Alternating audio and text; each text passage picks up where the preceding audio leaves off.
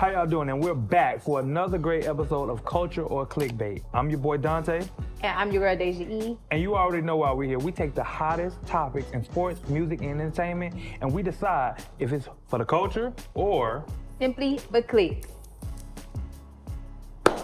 You in the tap with me. Tap, it's still tap, something that I have not wrapped my head around. But once I get my bill, it's gonna be crazy. You should definitely get bills. Christmas.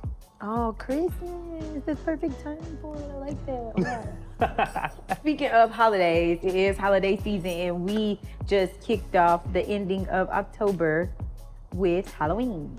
Spooky season. Yeah, spooky season. Dante, did you do anything special for Halloween? This particular Halloween, I didn't really do much, honestly. I slept a lot.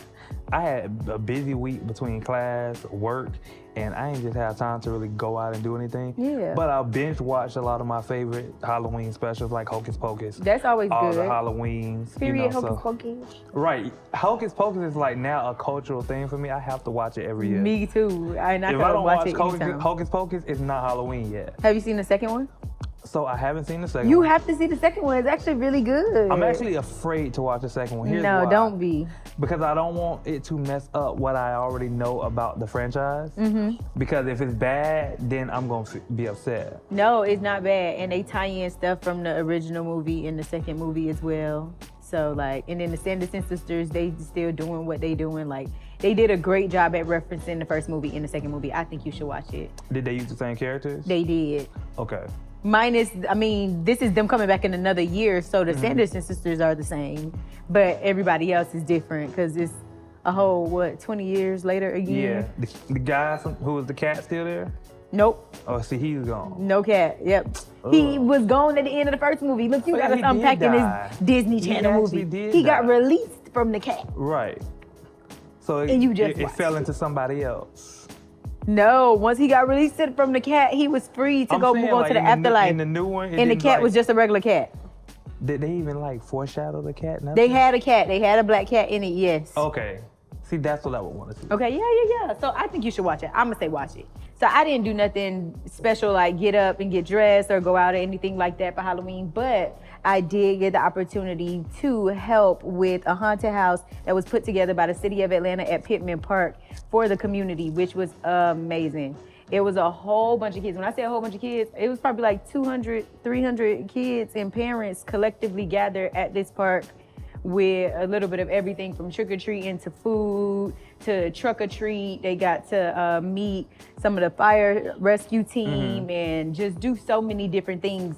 But the haunted house was definitely the star of the night at Pittman Park. I did see your recap video.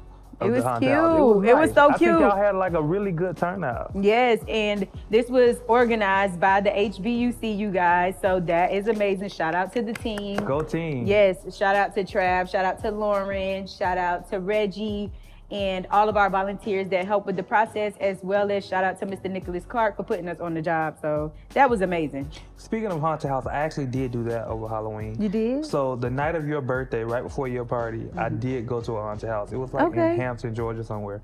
It was scary as hell though. And I don't get scared that easy. Me neither. And I screamed and actually fell and was running and everything in the haunted house that I helped organize. They had 3 different sections set up. So you had the house, because it was on a farm. So you had the farmhouse, then you had a tent, and then after the tent, you had the barn. Okay. Like where the animals was. Let's just say in the house, it was more so spirits. In the tent, it was all Terrifier. So if you saw the Terrifier movie, yes, it was literally him themed. Okay. But it was dark and smoky. So to see this little clown man pop out of nowhere, yeah, you can't my really little 30-year-old ass was scared as shit. Because I didn't see it coming. And let's just say at the end, at the barn, I ran out of there and jumped over the fence. I know that's right. So they did what they needed to do at their haunted house. At our haunted house, it was really cool. The different room things we had was a graveyard. And then you went from the graveyard to a haunted hospital. And then from the haunted hospital to a morgue. And then you went to this playland where it was a scary kids toys type of room, doll room. And then you got to the end where it was a haunted carnival and clowns and people doing back bends and all these tricks and walking towards you and running towards you. It just was a lot going on. Back bends, come on, it was a lot going on. Like, I'm sure you saw in my recap that I was actually screaming and I wasn't playing. No, I heard you screaming. The kids committed so well to their roles when it came to their haunted house. Like, it was amazing. I like that. One thing for the HBCU, y'all always gonna show out. And definitely for the kids. So speaking of Halloween, while we're here, let's talk about some of the iconic looks that came out from these Halloween costumes this year. Because you know, every year the celebrities gonna show out. Yeah. Show up and show out. And I ain't gonna lie, I got a few of my pick favorites from this weekend. We can start off with Jonathan Majors and Megan Good. I love how they came through with the vampire looks, especially the Queen of the Dam look from Aaliyah that Megan Good did. I mean, she killed it. She served. You know, I'm a Aaliyah fan, so when people want to do Aaliyah, I always say you got to do it right. Yeah. Because you got to really capture the essence of my girl, and she did it. Yep. We missed another year of not doing Aaliyah and DMX. Right, because we were supposed to do it. That's crazy. We're going to put it on the books next year. We should have been on this list of iconic looks, right. But this is not about us. Right, it's not about us. Now, I'm going to tell you somebody that did $1 for me for Halloween, and that was Miss Kayla Nicole with her Sierra Ride remake. It was so tea. Like, from her having every outfit perfect all the way to her doing the dance moves and actually performing, I think she ate that whole thing up. Did you see it? I actually did not see that one. She was going viral on Twitter. Yes. I just never watched it. But I yeah. kept seeing it on my timeline. I was like, I'm going to stop and look at this at some point. Yeah, nah, she ate that. Speaking of Ciara, Ciara looks killed. She did. She did Glorilla. She had me dying laughing. She did. She did the whole, with the... Brudifer. Yeah, Brudifer. Yeah, it's a blessing to have Brudifer team. Right, I love the way she did that, and then she just her and her daughter. Her daughter actually became her. Yes. I think those were like pretty dope looks, and then of course you got Beyonce with her Prince remake. Yep. She did it justice. You can't forget about Beyonce. Queen B. We also had Halle and her son Halo do Lilo and Stitch. And then we had Halle and her sister, Chloe. I don't know why I almost forgot her sister's name, child. Halle and Chloe both did Thelma and what's the name? I'm about to say you Thelma said and Louise. I saw you saying Louise. Velma and Daphne from Scooby-Doo. I don't know why I'm about to say Thelma and Louise. That shit is crazy. Look, I was with you. But out of all the people that have had some iconic Halloween looks, I'm going to give the torch and the crown to Miss Northwest. I could say Northwest. She commits every Halloween, like, I can say that. to whomever she is. And this year she was Tyler, the Creator. I saw. I could definitely give her that. She always come with the theatrics, the character. She gonna be a beast when she get older. She is. She's not even at her peak yet. No, nowhere near it. She's literally in her little cocoon morphing phase right now. So I think it's cool to see her commit and see everybody around her like help her really lock in and do what it is that she's trying to do. Like, Northwest is that girl. Always been. She got that, and those looks are definitely for the culture, by the way. We can't talk about Halloween and culture without those iconic people. You guys, this right here is a full circle moment because I feel like I foreshadowed this. If you go back like 2 episodes ago, I said when Thug come home. So I am happy to report that Thug is free. Thug is free, Dante. You know, I love to hear that right now. Yeah, no, me too. Didn't we just have a whole conversation about how music culture has been missing Thug and the trio? We did, but granted, music culture is still gonna have a slight culture shock with some of these new stipulations that has come out because Thug is released on a plea deal. And now what's crazy is like this is one of the longest deals in Georgia's history. Yes, and trials. Right. So it's like, this is one of those moments where we kind of get to sit back and watch him blossom from this moment. Yeah. Because he's already been like out of the scene for a while. So to kind of come back on the scene, let's see what he does and how he do it in this new light. Because this is what's going to really show his artistry at a whole nother level. He's going to have to, because a lot of the stuff that he used to talk about, he cannot talk about now. Right. And if I am correct, he is on probation for 15 years. Yep, 15 This plea years. deal that he took does not have anything to do with his RICO charges. This was for gun and drug charges. That's another major detail for those who do not know. And Thug cannot be in the metro Atlanta area. Right. On top of that, he can't even promote anything that could be associated with gang affiliation. Yep. Or deemed to be associated. Yep. And he is only allowed to be in contact with his brother and Gunna and able to move around for work. So there are stipulations when it comes to this plea deal, and some of those things being that he can communicate with his brother and Gunna, but he cannot be affiliated or associated with nobody else that had anything to do with this trial. He also is able to maneuver and go in and out of town for work, but he cannot be in the metro Atlanta area. They also asked him to put on a couple of shows in the metro Atlanta area, so he will be able to re-enter for those shows. But the context of those shows and the context of his music has to take a complete turn. So it seems like even though he can't be in the Atlanta area recreationally, long as he's working, then it's really no issue. But that's it, and that's literally work. So it's really one of those in and out type of situations. Yeah. My thing is, I think 15 years on probation is insane. That's crazy. I'm not gonna lie. To me, 15 years on probation sound like a setup. It does. It's like how can you gotta be like spot clean for 15 straight years. Like, it's like they're waiting to see judicial system clean, like exactly super clean. Like, don't forget to file a cent on your taxes or you're back in, buddy. Don't forget to call your PO for 2 seconds. Yeah, I mean, that part, I feel like he gonna lock in on that part. He probably gonna call the PO before he got to call the PO. But I'm excited to see what this does for his music and how it creates like a new segue for everybody that's collaborating with him to do something different with their music as well. I know when we seen Gunna come out, he had like a slight change in some of the things that he was talking about, and he talked about his mental health and his physical health and making sure that his body and everything is together. So I feel like I'm excited to see what Thug come up with. Hopefully while he got to sit and get a little bit of clarity, you know, when you are locked up, you don't have the opportunity to do all these recreational drugs and just all of this stuff that you normally do in passing. So you do get the opportunity to allow your mind to cleanse itself of like all of these things that you normally would do. So and I want to see. I'm not even gonna lie. I feel like he kind of has already kind of given us a sneak peek of what his new music can sound like. Because if you listen to, I don't know if you saw DJ Mustard's recent album, and he had a song with Young Thug on there. The song with Young Thug on there has nothing to do with gang related, nothing to do with finessing, drug, anything.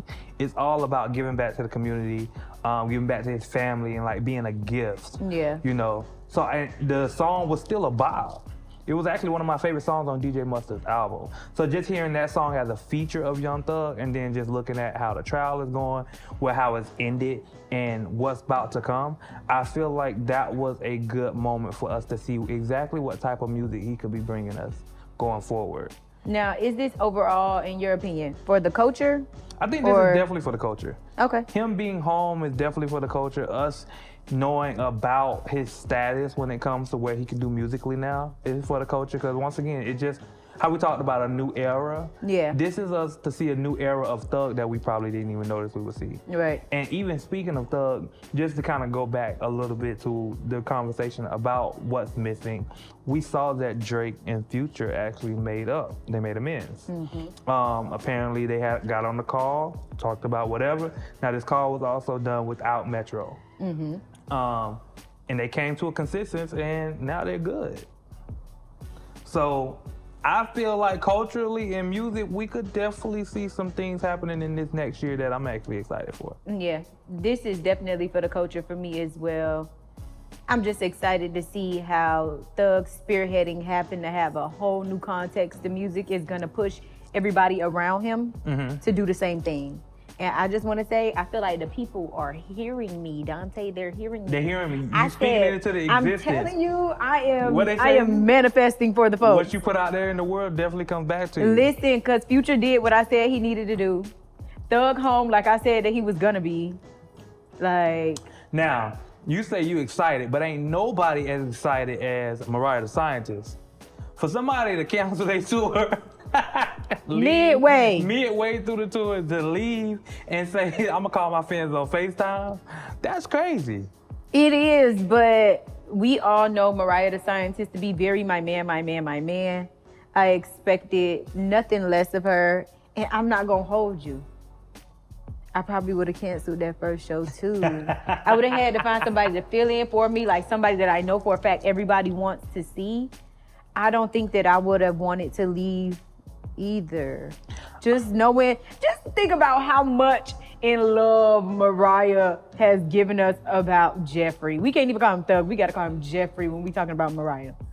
I love Mariah, but I'm not gonna lie. As a fan, I probably would have been pissed. No, yeah, but I paid my money. Because I paid to see you. I don't want to see you on FaceTime. Yeah, Young Thug is home. Cool, hooray, that is great.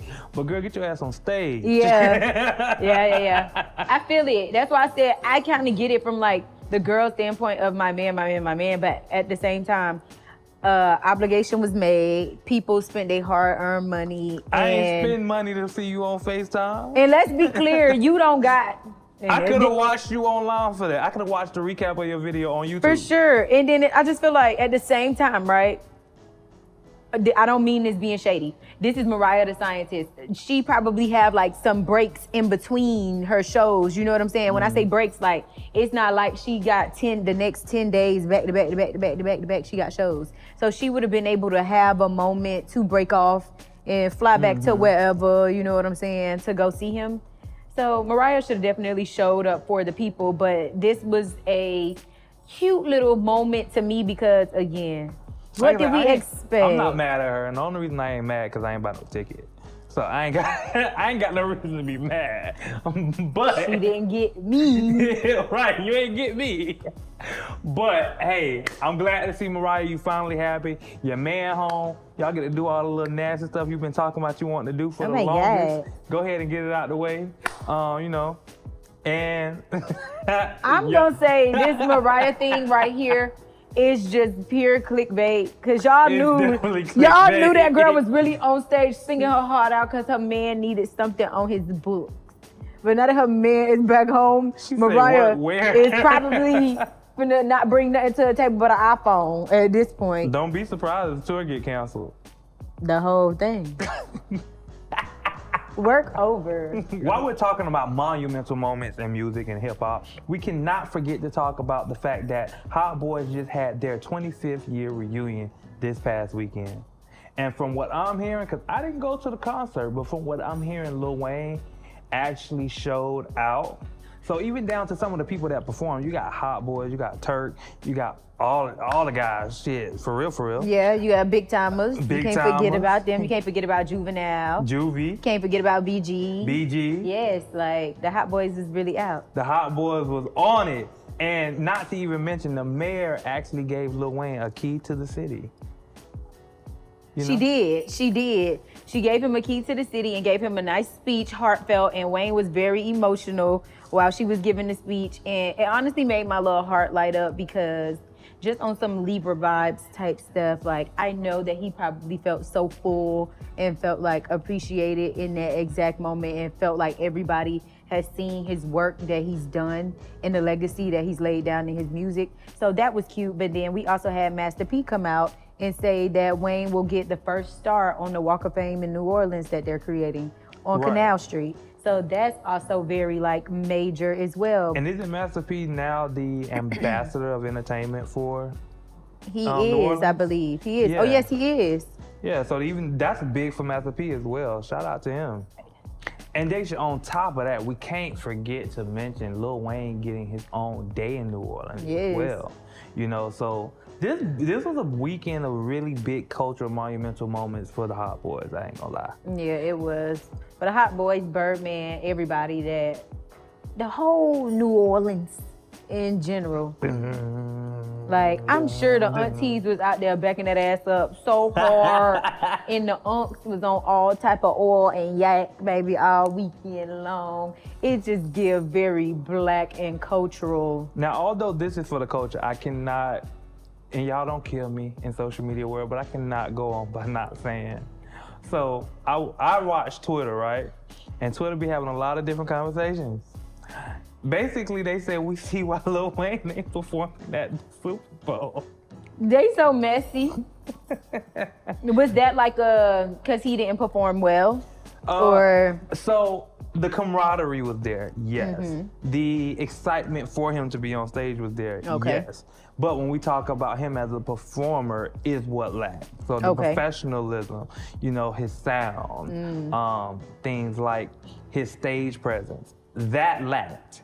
And that is one of the biggest things that they look at when they want to pick like Super Bowl performances. Now, once again, going back to a previous conversation we had about when this first happened, and we talked about it, and that was rumored by someone who had specifically worked alongside him for a previous project. And they said 9 times out of 10, that had a lot to do with why he didn't get picked for the Super Bowl. Looking back now and judging how his performance went this past weekend, it's understood why. It's nothing against Wayne. We still love him to death. But now the question is, do we want to see him perform at that level on the Super Bowl stage? Probably not. I think that's a pretty valid point. I'm not going to hold you. I'm going to let you have that. Because like you said, it was more excitement around the idea of everybody coming back together and around the idea of seeing Wayne. But was the stage presence and the performance metrics of what's happening today up to par? Maybe not so much. But this was basically, if you ask me, this was like, you know, when like when people have their club performances, this was basically like artists performing in the club, but like mega. Like, I don't think it would, no, I'm for real. And not even trying to be shady. I don't think that it would have been a Hot Boys situation if it didn't happen the way that it happened. Like, if it would have been full-blown choreography, Sean Bankhead dancers all over the place doing cartwheels and just all this other stuff. If it wasn't just regular ass throwing happening and just a mosh pit of black men just gathered, then it technically is not giving the essence of like the Hot Boys situation. Like, I would say this. It give big block party, and that's what it was supposed to give, big block party. For Master P being the ambassador of entertainment for New Orleans, I would say this, and I would just put this out on the table. If he's not performing at the Super Bowl, but you still want to have a Hot Boys vibe or a Lil Wayne vibe, go ahead and do an alternate event outside of the actual Super Bowl, whether it's a pre-party, a pre-day festival, whatever, so the day before or the day after, whatever you want to do. Have your own event, cater it to your people, and bring your people out. Bring the people who support him wholeheartedly in one place, because they're gonna come out regardless, you know? So since he's not able to be at the Super Bowl, you got the money, you got the resources, create your own. That's what we do anyway. That's what, you know, our culture is known for. We create our own opportunity. We don't wait on them. For sure. So that's a perfect moment. Okay, cool. Super Bowl pre-party. In the park, with Lil Wayne as the headliner. Let's go. We got what we wanted, and y'all got what y'all wanted. Master P called Dante. He said he got the blueprint for you. And now, we can't go on without talking about some more controversy from the past weekend. Cardi B and Elon Musk are in an internet tussle. Yes. Whoever known this day would come. No, for real. Two totally different worlds. Two totally different worlds. Like, what's happening here? So basically, as we know, Cardi B had just really did a speech at the Kamala Harris rally over the weekend, and she used her phone to read her speech. You know, it wasn't off the dome, it wasn't straight off the brain. She used her phone. And social media people had some things to say, but one person in particular was Elon Musk. And he came out and he said that, here's yet another puppet who has to be fed their line. Now, of course, that's honestly rude to say about anybody. But, you know, Cardi can hold her own weight. So Cardi came out and she let it be known, like, I had to use my phone. I'm not gonna remember everything I wanna say, so I wanna make sure I get it out. Exactly. How do you feel about that, Dave? I honestly feel like I know somebody that like it, bitch. I do. No, I do. Simply because, like, what did we expect? I expected Cardi to come out there and read a speech off her phone. I'm not gonna expect nothing different. No, me neither. I expected her to read it and take pauses the way that she did. I expected it to be airy. Like, at the end of the day, first of all, her tongue is so big, and how she tries to, like, say certain stuff. I feel like she messed up on words naturally in conversation. I think English is like her second language. Right, I was gonna say, it's not you know her what I'm first saying? language. So I understand the preparation of using a phone in a drafted speech. Now, calling her a puppet is crazy, only because isn't it a little bit of everybody endorsing whoever? Therefore, but see, saying that is what he's trying to say, and that's what he's insinuating, that she's yet another one of them. okay, well, Trump got his puppets too, so everybody got their puppets. Like, I don't see the problem, right? I don't think it's a problem. And then for Elon to be like one of the people that's saying something who I think is like a puppet himself in his own right, like, he's just a troll. He really is a troll. Like, I don't really see. He endorses who he endorses. Now, granted, Cardi did have her own response back to him and let him know that she's not a puppet. What she is a minority and somebody who came over here, you know what I'm saying, and come from Section 8 and come from poverty, and she is a product of that. Now, what I can tell y'all is, though, I'm happy that we have voices on all levels. And everybody has, like, their own level of, like, knowledge or their own understanding of everything. But to hear Cardi go on live and reference Kamala as a real bitch and, like, and say certain stuff like, yeah, and my bitch said that inflation is crazy and she understands. That type of stuff is kind of wild. It's real. It shows, like, real authentic. It's authentic, but it's kind of wild at the same time, right? Yeah. It is. I think that Cardi can speak up, and she speaks up for a group of people who probably intellectually can't say things a certain kind of way. And there's nothing wrong with that. There's nothing wrong with that. But she is loud. It can get long-winded. And it can get aggravating, and your message gets lost in. It gets lost in all of it. But see, when it comes to that means now you got to jump in there, say what you need to say, and get out. Yes. That's how you have to be in those type of situations, because you know you can be a little bit long-winded, and you do have moments where the words that you say get a little airy and people get lost. Yeah. So just go ahead, get in there, get out. Now, I am happy that Cardi did say stuff like, hey, you know, I'm a product of this. You know, I'm a product of Section 8, because these are things throughout this process that needs to be heard.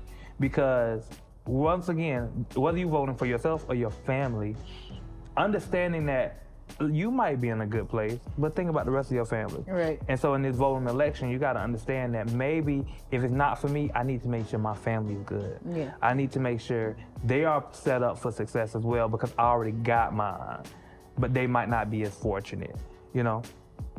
That's my take on this whole little thing. And also, I did my little voting, by the way, this weekend. Yep, me too.